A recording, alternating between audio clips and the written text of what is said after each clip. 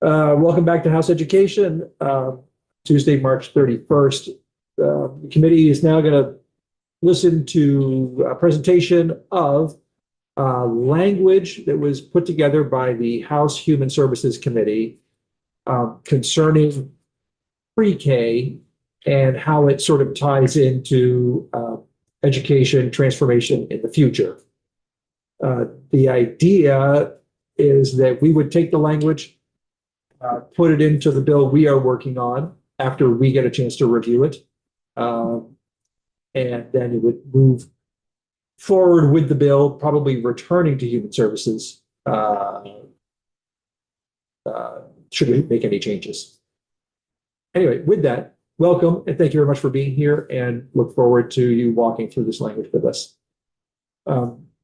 Committee, I think it's, we got 13 pages here. Well, just if you have questions on a certain section, go ahead and we'll take them at that point. Morning. Good morning. Katie McLean, Office of Legislative Counsel. Beth St. James, Office of Legislative Counsel. So we have spent the past week with Human Services putting together some pre-K language. Let me pull up the document. Here we go. So here is the work of the Human Services Committee. We'll walk you through it and try to answer questions the best we can. First, the committee has added a legislative intent section that says it's the legislative intent of the General Assembly to ensure that pre-K education is included as an integral part of Vermont's education system. The right to education is fundamental for the success of Vermont's children in all grades, pre-K through grade 12. And I know that that is language that Beth had drafted in a way to make it parallel with language in Title 16. Yes, Section 1 uses that term, right, to education is fundamental for the success. It's used slightly differently as far as more of a like holistic success, like lifelong success, but we're using it here regarding education specifically. Okay. So the next three sections of the bill. I'm actually going to stop there. Sorry. Our committee bill that we've been working on does not have a legislative intent section. Generally, legislative intent goes at the top of a bill. Put it wherever you. Okay. So if you put this onto the bottom of your bill, then it would live within your pre-K sections, but it is not a strict requirement to be the first section. Thank you.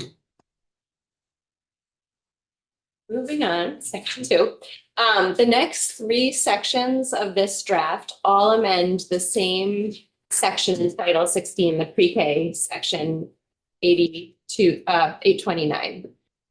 You'll see that we have reader assistance because there are different effective dates for each of these sections. And so that will help you track that there are different amendments to the same section at different points in time, if that makes sense.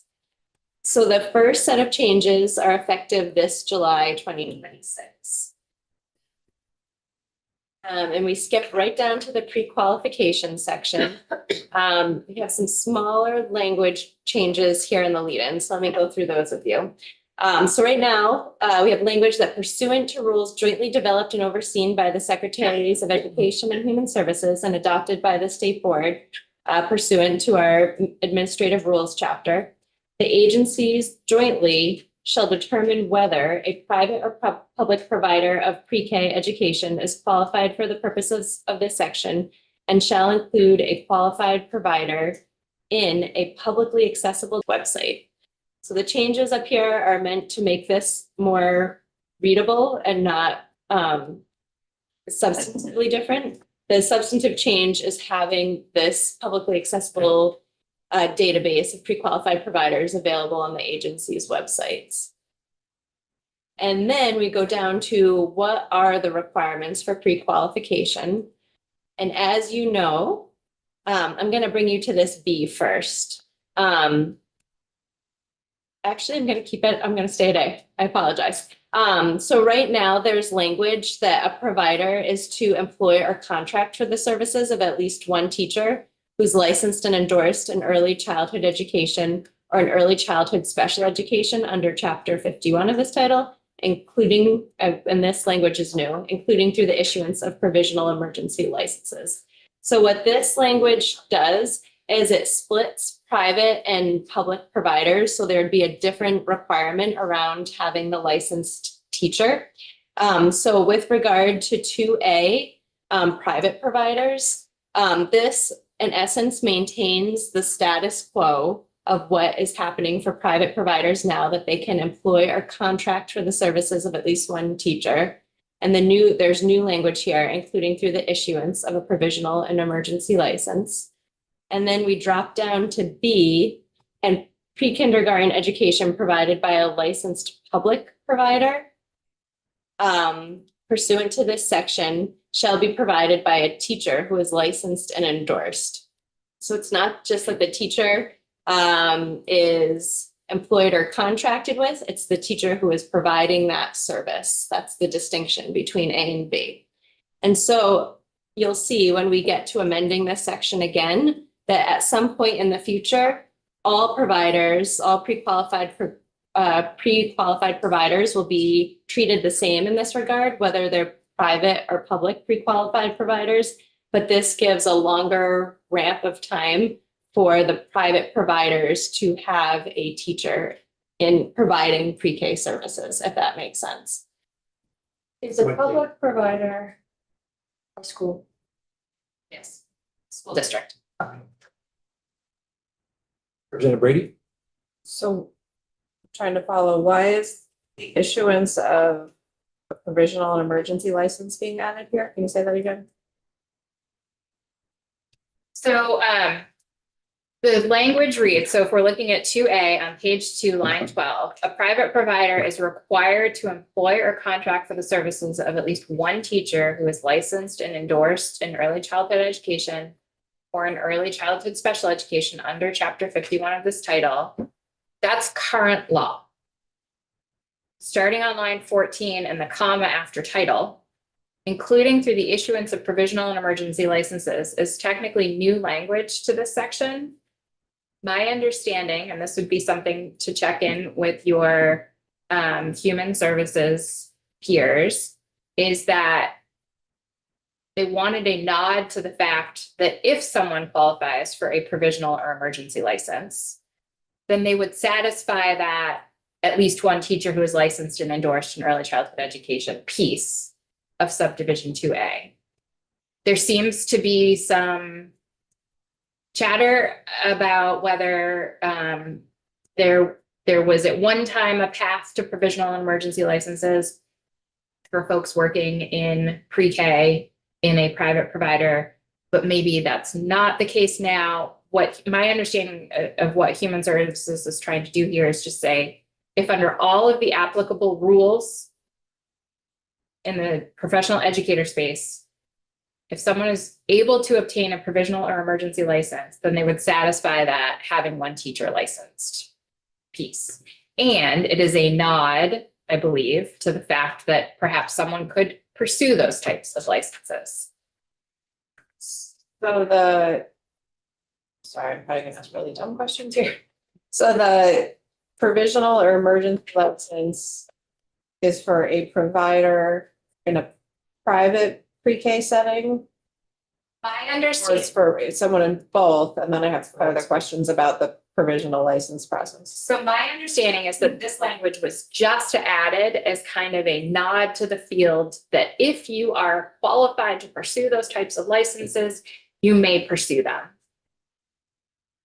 The public subdivision B, you don't need to say anything about the issuance of provisional emergency licenses because that's already wrapped up in the public school employment process. But wouldn't that be true of private? Yes. So it's redundant, and just trying to point something out. The essence of the language is that it would be the same whether it was in there or not. I think you should talk to your peers on human services for what their intent was. I don't believe this language is meant to make any substantive changes to who is able to qualify for a provisional or emergency license. You know, practically speaking, a provisional emergency license for a pre-K provider. Like who is overseeing that or responsible for? It's the professional, it's the, I always get this wrong, it's the Standards Board for Professional Educators. So is it AOE? It is a board that AOE provides administrative assistance to, yes. Yeah. They make all the licensing determinations and they are responsible for the rules where most of the licensing requirements live. I think it's the 5,000 series. And so if someone who is working with a private provider or a public provider qualifies for a provisional or emergency license, they would satisfy the requirement in subdivision 2A or B that pre-K is either provided by a teacher who's licensed in subdivision B or the private provider has contracted for the services of in subdivision 2A. I am not the person who should be speaking to what is required to obtain a provisional or emergency license. I thought there was something in emergency and provisional licenses that sort of ties that provisional license to fully licensed administrators or somebody in a district. And so there's like a, you know, there's a, you know, as at the K-12, if if you're hiring somebody on a provisional license for 5th grade math, there's some sort of tie-in or connection, and I'm actually not sure off the top of my head if it's the principal or the superintendent's license. And so I don't know how that works for a pre-K provider that then might be in a private setting. May not. I think Okay. that my understanding of what this language was trying to do is make it clear that if you otherwise qualify for these types of licenses, you would satisfy the contract for services of at least one teacher, period. Whether the folks out there who want these jobs would qualify is outside of my wheelhouse and would be a question for the Standards Board or the field. Sorry. No, you go first. You go first. You left, we took over. You go next. While we're looking at sections A and B, is there anything that's important for us to understand in terms of the language difference that we see in A? So private provider shall employ or contract versus B, where we have a requirement that in the public system, the education must be provided by a teacher who is licensed and endorsed. So can you say more about that? That's a significant difference. Right now in current law, there's no language that the teacher has to be in the classroom providing the language. That employer contract, that's sort of the limit of the responsibility right now. Whereas this language about having to provide the actual education implies that there is a teacher providing service. And as you will see as we go on, the goal is that private providers will also be held to that standard at some point in the future, but not July 1, 2026 when this language takes effect. Okay, that's helpful. Thanks. A very basic question to that is, right now, a teacher, who is licensed and endorsed in early childhood education with a provisional license can't be that person? No.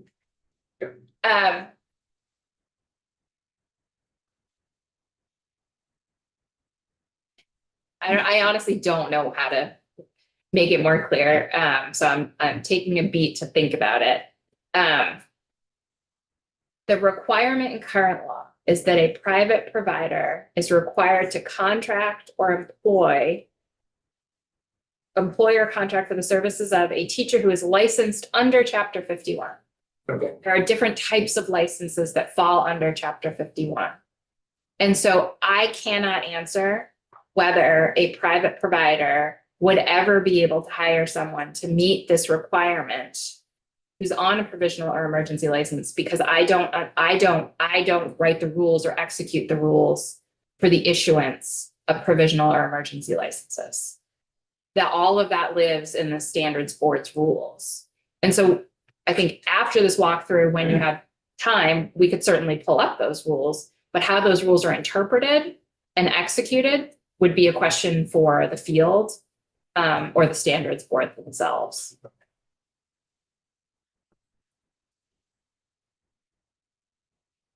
Keep moving.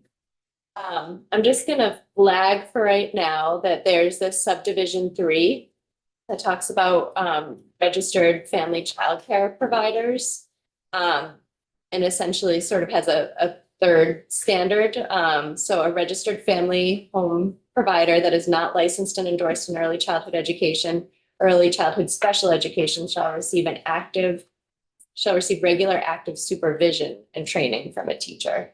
So that the proposal that you're seeing here is not to change this in July 1 of 26, but I flag it because there is a proposed change to that language as we move forward in the draft. I will let you do this piece also. Subsection I is brand new language. It's actually what I was just on the Senate floor for. This is the language that was just approved for third reading in the Senate in S-214, which allows for the NEK choice school district to provide pre-K education to eligible pre-K students by paying tuition pursuant to this section to one or more pre-K programs operated by a public school in New Hampshire that is located in a school district within 25 miles of the Vermont border. The supervisory union shall be responsible for administering enrollment procedures and managing pre-K tuition payments pursuant to this section and state board rules. The superintendent may apply for and receive a waiver from the AOE and AHS of any rule provision that is impractical for the NEK choice school district or the New Hampshire program by demonstrating that a substantially equivalent provision is offered. My understanding is that the NEK choice school district provides for their K through 12 education in many instances by tuitioning their kiddos to public schools in New Hampshire. The way the current pre-K statute and rules are written and interpreted, it's not practical or possible under our current rules and law to also send pre-K students to New Hampshire for pre-K that would be publicly funded pursuant to Section 829. Mainly because of the requirements for pre-qualified providers being tied to Vermont law, Vermont teaching license, Vermont early learning standards, et cetera. So this language was developed by AOE, DCF, and the school district in question, and brought to the Senate Education Committee, and they adopted that language.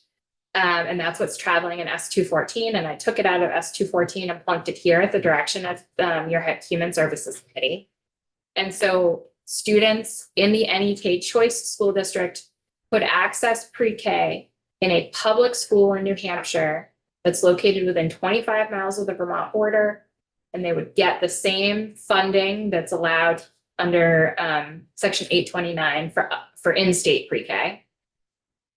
And if there needed to be some sort of waiver, that process would be worked out between the district or the New Hampshire program and the regulatory bodies here in Vermont. And there would be a requirement that there is some sort of demonstration of a substantially equivalent provision offered in New Hampshire. Like what is the New Hampshire early learning standard? What are the New Hampshire teacher licensing requirements, et cetera? And so this is very specific to just this one school district. Okay. We're moving on to section 3. Remind you where we are. This is the second time we're amending section 829, and you have this reader heading that says effective July 1, 2033. It's a little bit misleading because it's effective July 1, 2033 if the contingency that you created in the Ed bill last year has been met. Which one? Can you spell that more specifically? Heard of it? So this section is going, the section we're going to go through, is it section 4 is the big change? Yes. So section 4 is the change to the pre-K program, the entire statute. And those programmatic changes are not going to take effect until the contingencies from Act 73 for the foundation formula to take effect. That's 2028. That's envisioned now. Section 3 is only going to take effect if Section 4 takes effect. Because Section 3 will effectively be amending Section 4. So Section 3 is also only going to take effect on a different timeline if the contingencies for the foundation formula are met. Section 3 is the runway, right? So we're looking at the same subsection C again, which is where we have pre-qualification. And we're looking at the teacher licensure piece again. Remember when we last looked at it, we had sort of almost 3 categories. Here, we're down to 1 category. Oh, yeah, 1 category. So we're striking through the language about private providers being able to employ or contract for services.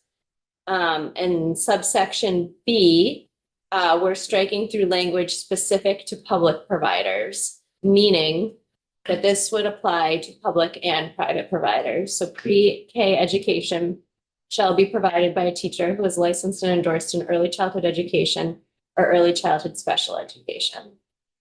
Similarly, we're striking through this subdivision 3 specific to registered family childcare homes.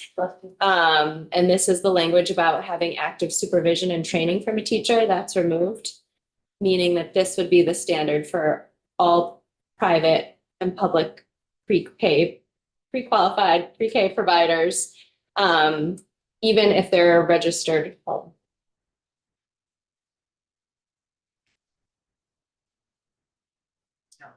Yeah, go ahead. Sorry. It's something So just to clarify, this is stating that on July 1st, 2023, should everything, all the stars align, private pre-K providers will now have to have a licensed teacher providing it. To me, that seems to be a problem in rural communities where we don't have a lot of those licensed teachers. We have a lot of teachers on provisionals and emergencies. Did they contemplate how this would impact rural communities?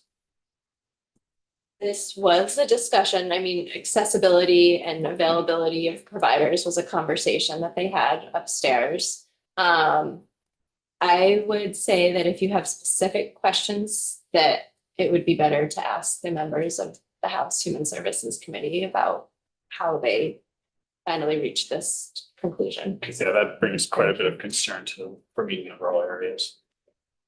I will just add that licensed under Chapter 51 includes provisional and emergency licenses. Right, but right now we have a lot of teachers on provisional emergency licenses, and I wonder how much more strain on the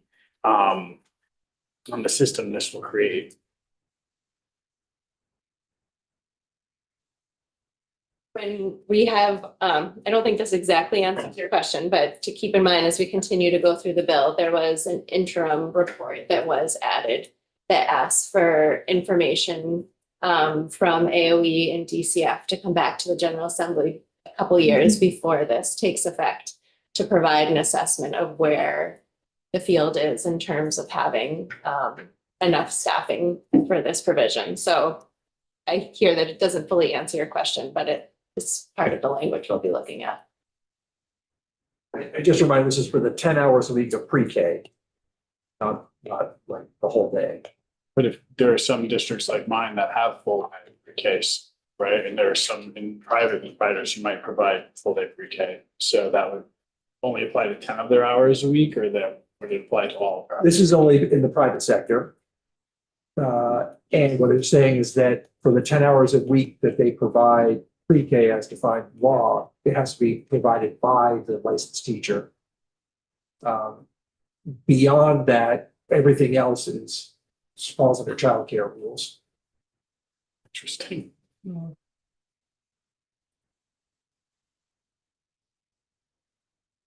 Scroll down, section 4, this is the third time that this bill amends 829.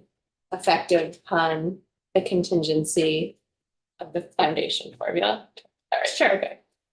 I don't know, let you take over. Sure, okay. So this is the full section 829 amendment. So the first subsection here is subsection A, definitions, and there are changes to the definitions. So pre-K child, I'm just gonna go over, I'm not gonna read what's current law, I'm gonna go right into what the amendment is. So pre-K child means a child who, as the date established by the district of residence for kindergarten eligibility, is 3 or 4 years of age or is 5 years of age, but is not yet eligible for enrollment in kindergarten. Provided, however, that if a school district, in consultation with a parent or guardian, determines that a child who is 5 years of age who is eligible for enrollment in kindergarten is not yet developmentally ready for enrollment, such child shall be eligible for pre-kindergarten education funded pursuant to this section. So for this section, pre-K child, you'll see in the definition of pre-kindergarten education, there was I think a substantive change that is really helpful to put in perspective when we're talking about pre-K education. But eligible children for funding pursuant to this section are 3, 4, or 5, as long as the 5-year-old is not yet eligible for enrollment in kindergarten. Or if the school district and the parents decide, even though the child is eligible, they're not yet ready for kindergarten, they would still be eligible for pre-K funding under this section. So just to clarify, from looking at the previous language, it was 3 years old, 4 years old, 5 years old, not enrolled. Correct. So this is. So you could be eligible but not developmentally ready, make that decision and would be eligible for pre-K. Correct. Thank you. So the change to the definition of pre-kindergarten education for this section, we're adding the phrase means services that are publicly funded pursuant to this section. So when we're talking about pre-K education in section 829, and frankly, in this entire piece of language that has come over to you, we're just talking about publicly funded pre-K. So we're just talking about the 10 hours. As this language contemplates it, yes. Might be getting ahead of myself then, but then we have some school districts that are offering full-time or more than 10 hours. That is publicly funded. But if So- you're in a private setting, it's only the 10 hours that are paid. Right, so the way pre-K education is funded now under our current financing system is pre-K costs, whether it's tuition to a public provider or in-district run programs. Those costs are wrapped up in school district budgets. So school districts can decide if they they operate a pre-K program, they can decide we're gonna operate it at cost at the 10 hours and wrap that up into their school budget, or they can decide that they are going to also offer the same time, school day as a K through 2 or whatever. And the costs that are beyond the 10 hours are wrapped up in the school budget. The 10 hours are also wrapped up in the school budget. This language that we're looking at now does not take effect until the foundation formula takes effect. So you have some policy choices to make on how to fund pre-K education under the foundation formula, and you'll see later on that there is a report back requirement from JFO. Actually, it's JFO to hire a contractor for recommendations specific to how to fund pre-K under a foundation formula. Because no longer under a foundation formula where school districts be able to they can just roll the costs of operating a pre-K program into the costs for the school operating the school district, but they're only getting a set amount. They can't have a voter approved budget beyond that, supplemental district spending aside. So it's a bit of a TBD on whether this language did in human services, previous drafts had pre-K pulled from education spending and funded through a categorical aid based on the statewide rate for however many hours you set. So coming right off the top of the ed fund, rather not through a weight in the educational opportunity payment. This draft keeps the funding, how funding is paid for the same, in that it's coming out of school district's allocation, whether that's budget or EOP under the foundation formula. And then asks for a report back on how best to do that under the foundation formula, because I don't know. Didn't we get a report? Didn't JFO just do a report on that? I don't know that it was this specific. I don't remember what the Act 73 language, but yes, JFO did do quite a bit of work and modeling related to the costs of pre-kindergarten education. But I don't want to speak out of turn. The language in this draft is very specific about funding pre-K under the foundational formula. And I don't think that the language in Act 73 was exactly the same. So the definition of pre-qualified private provider remains the same. The 10 hours a week remains the same. This is just a drafting convention change. We used to spell out 10 and now we use the numerals.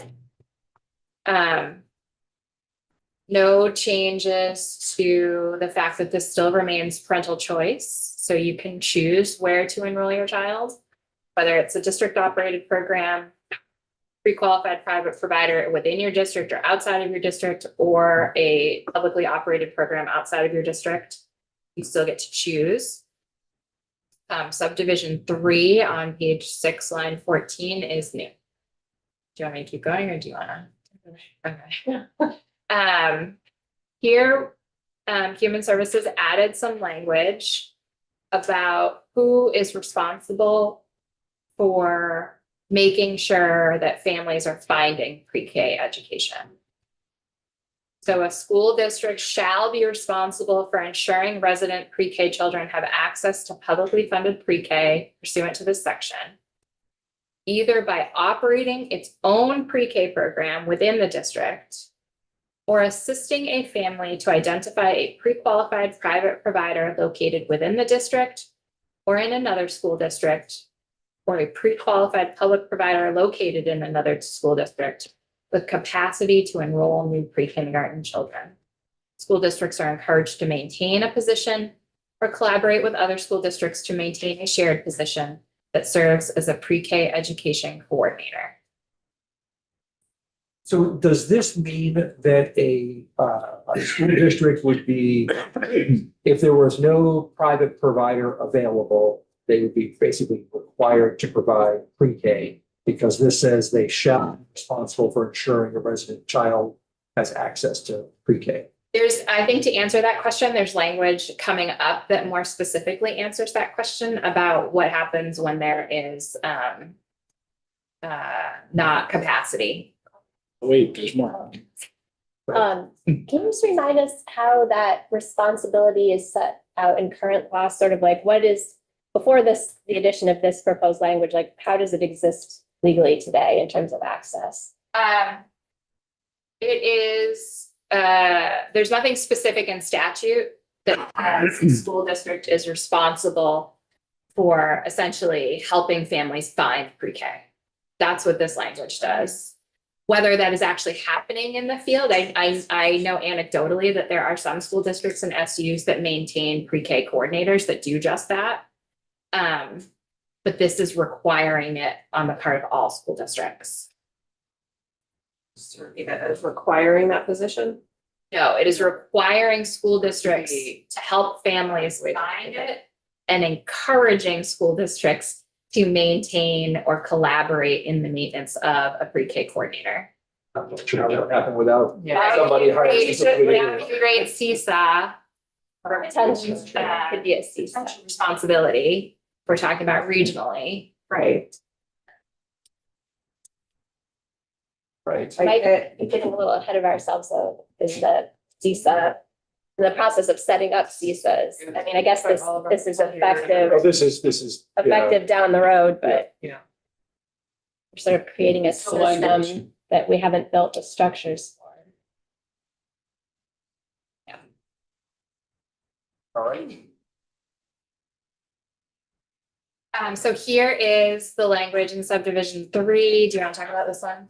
Or, 4 about supply. yeah, so right now you have language that if the supply of pre-qualified private and public providers is insufficient to meet the demand for publicly funded pre-K education in the state. And now there's language, nothing shall be construed to require a district to begin or expand a program to satisfy that demand. So that sort of answers the question, what is the obligation now?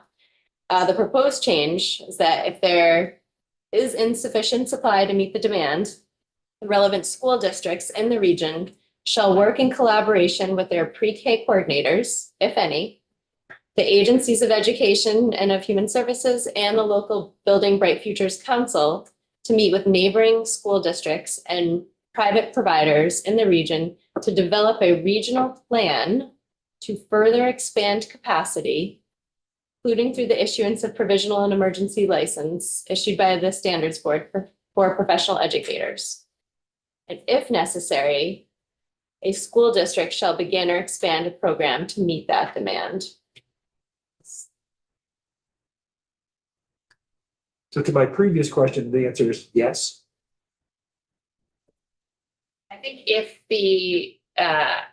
the consultation that happens in the first part of the subdivision, if the response to that is school district, you got to operate a program, then yes. But it could be that it's, one or two unique situations, and that collaboration is going to problem solve for those one or two unique situations that doesn't result in the school district being required to expand or begin a program. So it's a maybe. Yeah, I think one of the things I sort of, well, at a time when there's a lot going on, requiring them to do this, makes me a little nervous. But we keep coming back to the issuance of provisional emergency licenses. I know it's done in the public school setting where there's direct supervision of people on provisional licenses.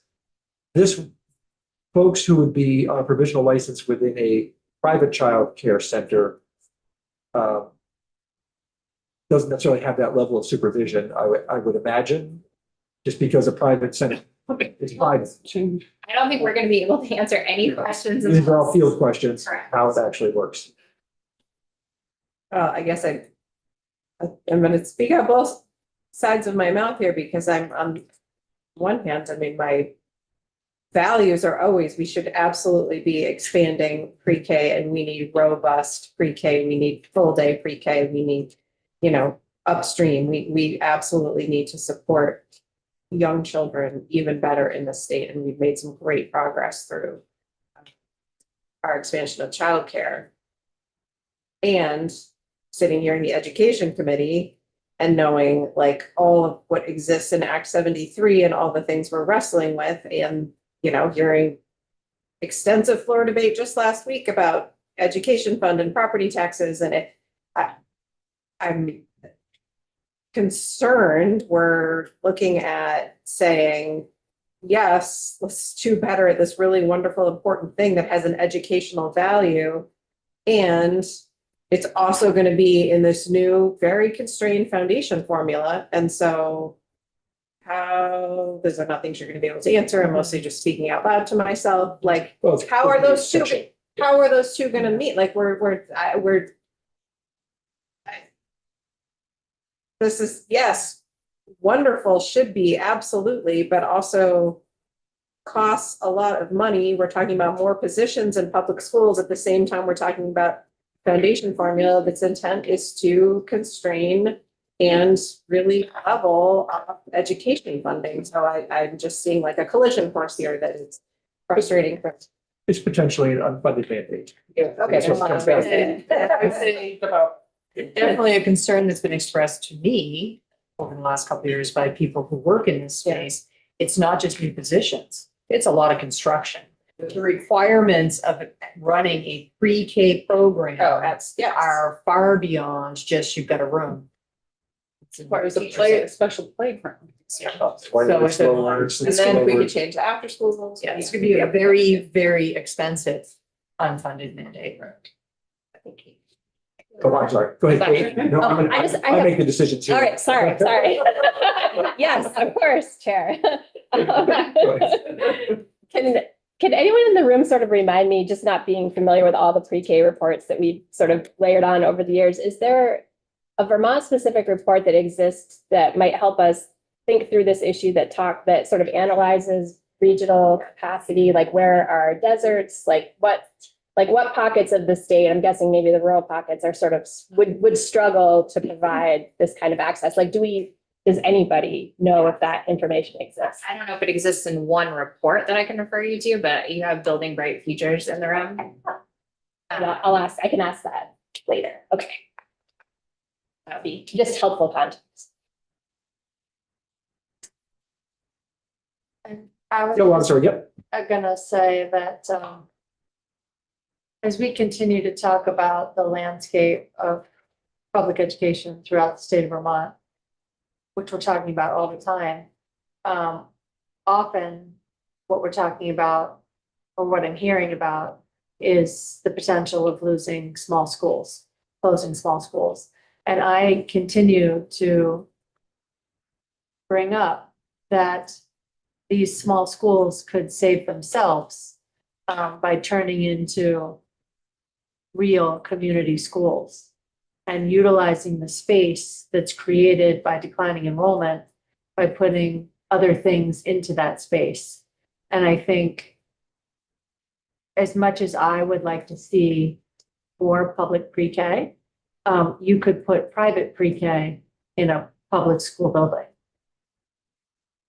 And you'd still be offering something that your community needs and be on a path to save your small school.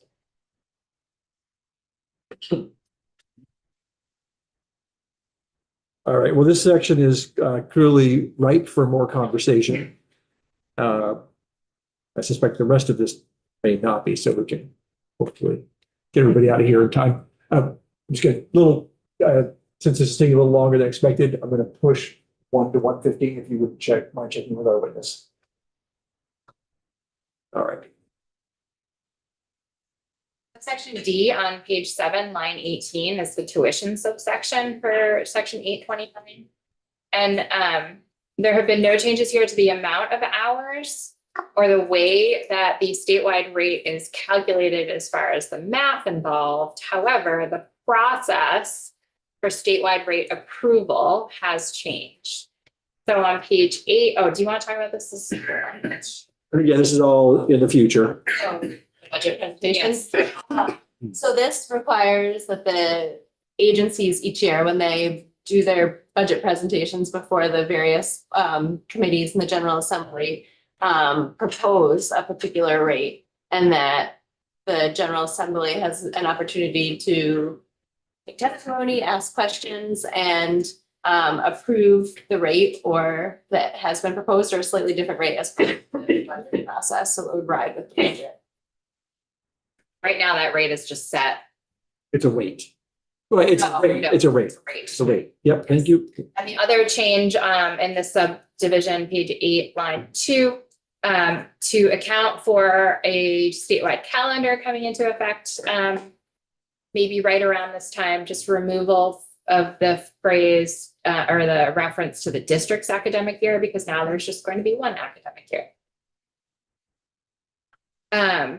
Subdivision 2, line 15, page 8, we're repealing this language because it's related to annual budget presented to the voters. And this language is going to take effect at the same time as the foundation formula, so there would no longer be an annual budget presented to the voters. And then, okay. On page 9, subdivision 4, we're still in this tuition subsection. Currently, the language says that pre-qualified private providers may receive additional payments directly from parents or guardians for pre-K education in excess of hours paid for by the district pursuant to this section, or for childcare services, or both. Now we're adding language we're striking that language and adding the language that says, in addition to the hours paid for by the district pursuant to this section, a pre-qualified public or private provider may receive additional payment directly from the parent or guardian for childcare services. So calling out that both public and private providers may receive additional payments from families on top of the 10 hours a week for pre-K if it is for childcare services.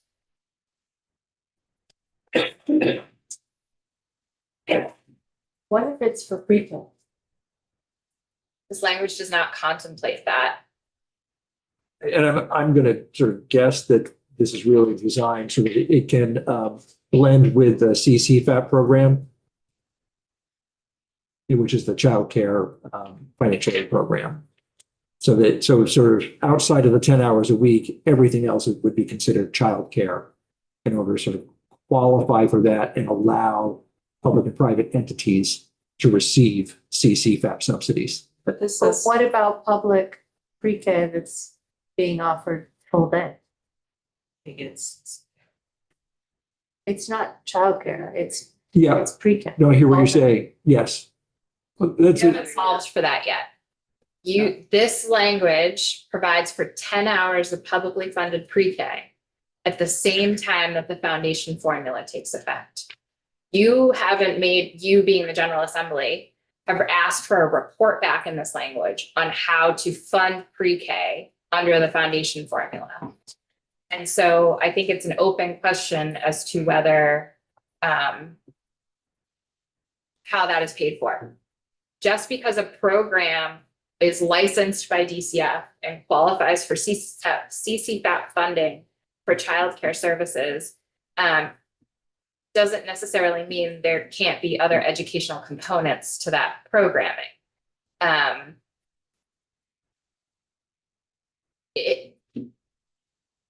This language is very specific to just 10 hours a week. And if you want to allow for more than that, I think that this language does not contemplate that. I realize this is well in the future. Your point is rather interesting in that are you there then and therefore providing a disincentive to provide full day pre-K? Because you could instead offer 10 hours of pre-K, call the rest of it childcare, even though it probably looks identical, but collect tuition during that time, which happens today. Yeah. And a question about the requirement to have a licensed early childcare provider. They're required for the pre-K, so you might hire, I'm getting in the weeds here, but you might hire them for the 10-hour part, and then everything that's beyond that 10 hours would not necessarily have to be a licensed provider. a licensed Child- provider would like a full-time job. I know, I'm just Right. saying, does that throw a monkey wrench into it? Because I'm sure they'd love a full-time job. Yeah, yeah, but again, I would, It's also like- I think it's probably fair to say that asking for a report, coming up with how to fund pre-K in the future probably would have an impact on Yes. this. Yes. At the time being, this is just saying that. What's that? That feels a little backward. You know, laying out the language and then saying later, that's just a little backward to me. And is it fair to say that what is written right here is current law? If a school district should, yeah, 6 through 8. Can't a school district, well, I'm not sure it's this language, but currently a school district can provide their 10 hours of pre-K and then, or half a day or whatever it might be, but then can charge tuition as a childcare provider thereafter. It's outside the regular school building, isn't it? Used to think that apparently we have heard, Inside. I have heard from reputable sources that there are schools that now provide childcare outside of pre-K, but within the school day and charge tuition. I feel So the like question would be, is that currently allowed under current law? don't think there's language specifically on point in 829 that specifically addresses that question. But I think that we have all heard that there are school districts that are offering their pre-K services and then CCFAP eligible childcare services. Within the school day. So if that currently exists, this is sort of making that clear. This is saying that the tuition could be charged to the family, so not just CCFAP eligibility, but if it's a family that's outside of the scope of eligibility for CCFAP, that there could be tuition payments. Which is not currently allowed. There's nothing in section 829 that we can point to that can answer your question. Okay. And that's the piece of law that we're working in today. It's possible that that is happening. Yeah. And legally happening. Because It's there's no, possible that that is happening. yeah. This is not limited by current law. You are not going to get me on the record. I'm so sorry. Let me say legally, like it's some crime, but more like Right. it's allowed. Okay, Charlie, folks, I didn't get too tied up here. Next subsection is E. In your existing language in 829, it requires joint development of rules. There is a long list of everything that has to be in the rules. We have ellipses on line 14 to say they are omitted from this draft but not being changed here. The one item that is being changed is the subdivision 10 that is adding in building bright features. So it's a requirement to establish a system by which the Agency of Education, DCF, and BBF shall jointly monitor and evaluate pre-K education programs, et cetera.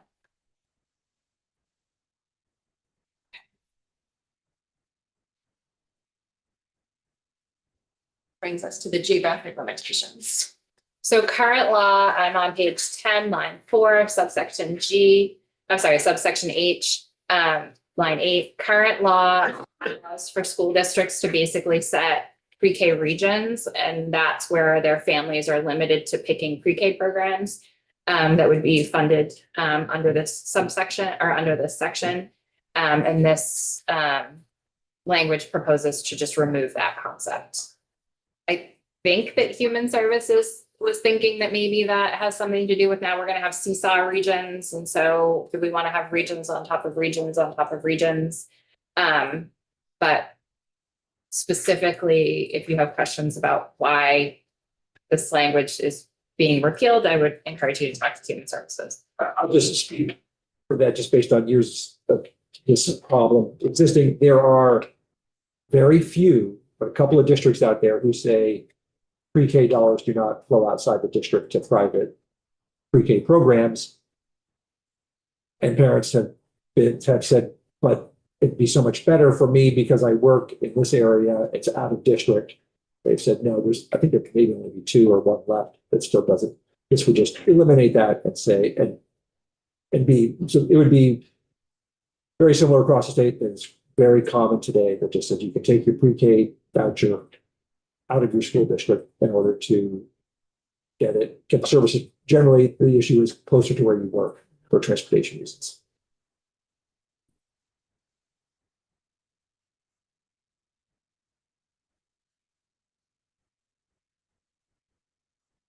Brings us the end of 829. So we have now looked at 3 sections of amendment, amending 829 at different dates. We're moving out of that language. And now we have reporting and contracting language. So section 5 requires that by January 1 of 2030, the Child Development Division shall submit a status report to the various policy committees assessing private pre-K providers' readiness to comply with section 3 of this act on July 1, 2033. So that is the interim report I was mentioning earlier, and that's looking at the readiness to have not just employ or contract with a teacher, but to have the teacher providing the pre-K services. And then section 6 is that JFO report I referred to a couple times. So section 6 requires JFO to contract with a contractor with expertise in Vermont's education funding system to make recommendations regarding how to account for the provision of pre-K within Vermont's education finance system, including the consideration of use of categorical aid or the inclusion of pre-kindergarten education within a foundation formula through the use of a pre-kindergarten weight. The contractor's recommendations shall be designed to provide funding for pre-kindergarten education that supports achieving access for all pre-K children, as that term is defined in 16 VSA 829, with equal payments and equal educational standards for public and private providers, ensures that the cost of pre-kindergarten education is included in the full cost of education, increases access and participation in areas of the state where access or participation is limited, and continues to support a mixed delivery system. The recommendation, I'm on page 13 now, shall, to the extent possible, align with the recommendations of the 45A report that you are getting back pursuant to Act 73. The contractor shall submit a written report with the contractor's recommendations related to pre-K to the education committees and the human services committees on or before January 15th of next year. And there is a $50,000 appropriation to JFO from the general fund in fiscal year 2027 to hire that contractor. That ends the presentation. So good time for any clarification or questions. I don't know if you'll be able to clarify this, so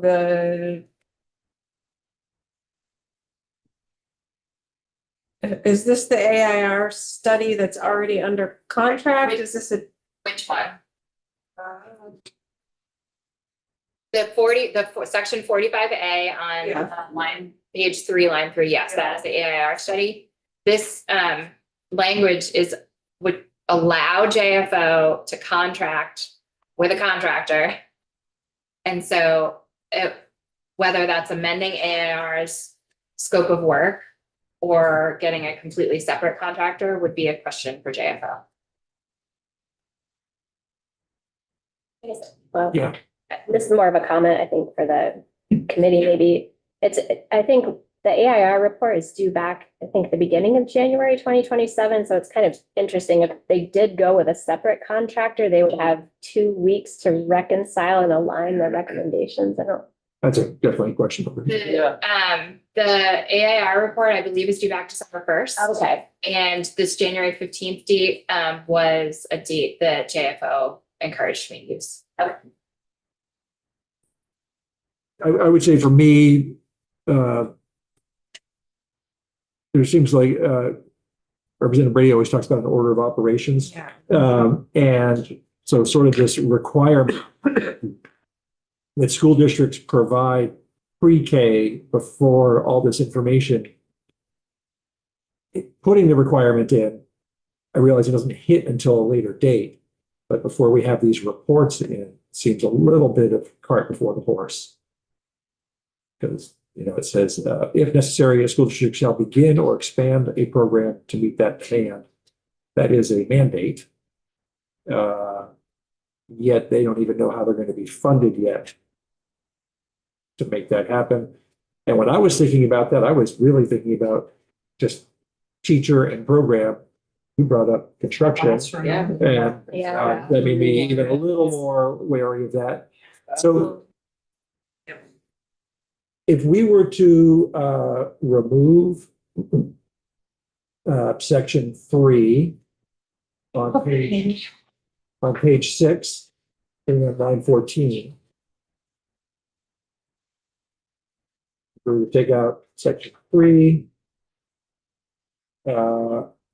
and 4, well, the underlined parts. Yeah.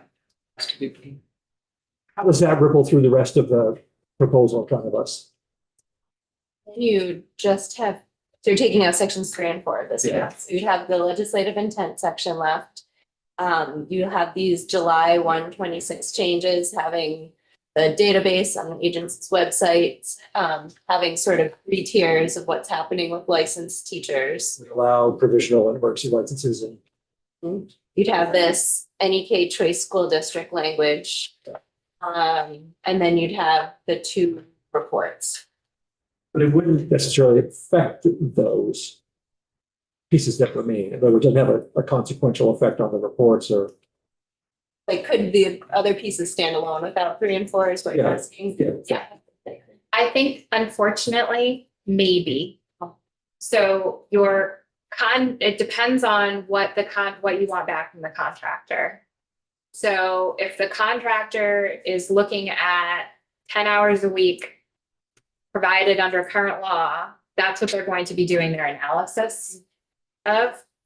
And if you want them to be doing an analysis of a separate system that either provides for more money or different provision of where those are happening, then the contractor's not going to be able to give you an analysis of how to fund that new system, because they don't know what that new system is. So it is a little chicken or the egg situation. Sounds like you could remove 4, but build in, if there are certain assumptions that the new system would have, you could build that into the contracting language. Right. So if you are assuming, I don't know, a certain number of hours other than 10, you could build that in and require the contractor to have that assumption when they're answering the fiscal questions. Right? Like what would a system look like? How do you fund pre-K education at 10 hours a week period? How do you fund pre-K education? How do you fund the system and allow for school districts to make their own choices on how many hours of publicly funded pre-K education? You could build all of that in to the report back that you get from the contractor. Yes. There are some parts of section 4 that at first blush, I like been added, so I don't know if I want to remove all of section 4. For example, the part about if you're eligible for kindergarten, but you're not developmentally ready, there's an option for them to do pre-K. There's also taking out all the geographic limitations is in section 4, which seems good. And also the childcare payments over 10 hours being part of section 4. So I'm sorry. amending section 4 rather than deleting. No, it was a subsection. Subsection. Oh, I'm sorry. Yeah, just, Subsection just, 4. he That just makes is part here. Okay, that makes more sense. Thank you. Oh, Just that part about the Yeah. requiring of the. Yes. I'm sorry. 7. What I was talking Instead about of requiring the was, school district well, to provide. beginning on page 6, Sorry. subsection or subdivision 3, 3. beginning on line 14, 3 and 4. removing that and removing number 4, Okay, the new language. all right, that makes more sense. Thank you. I got it. Does that change anything that you just said? I don't think so. Other than the potential for modeling related to a position that's required to be maintained.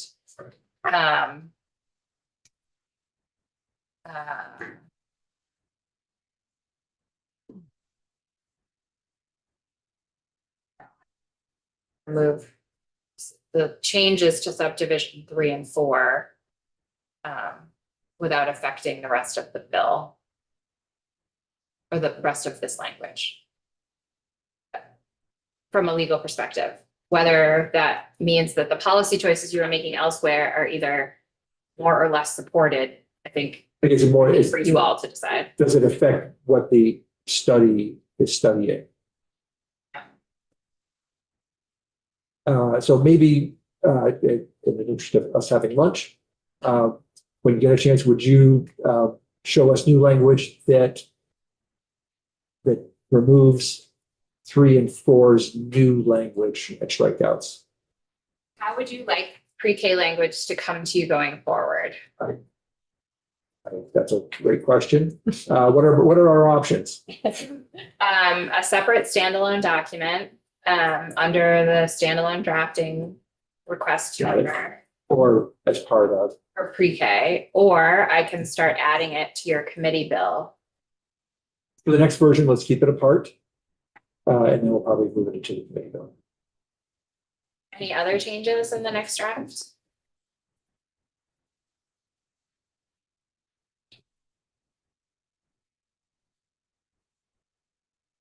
I guess for the moment, no.